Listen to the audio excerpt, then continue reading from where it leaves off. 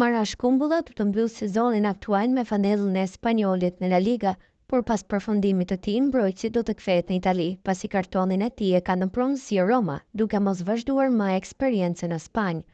Këtë ai e ka konfirmuar në një intervistë të dhënë për La Gazzetta dello Sport. E vetmja siguri është kthimi në kryeqytet. Pastaj do ta shohim.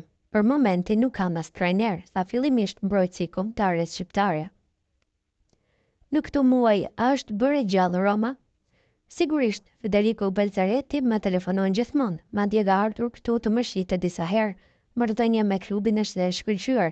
Pastaj është e qartë që çka varet nga trajneri, por do të ketë kohë. Tani nuk mendoj shumë. Gjëja e rëndësishme është që kam gjetur vazhdimsi, jam mirë fizikisht dhe kam luajtur shumë. Kontakte të tjera me Romën?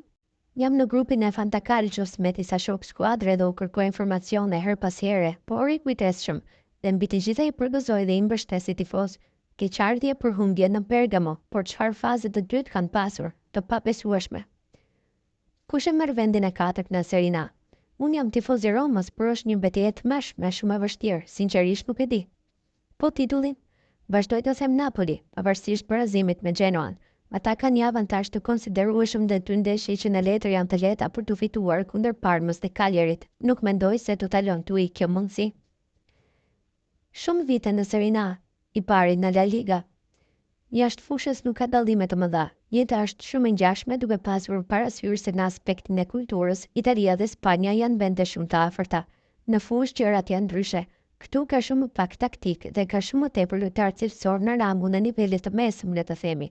Dhe pastaj mes Real Madrid dhe Barcelonës, ata kanë disa kampion të pabesueshëm. Po atmosfera.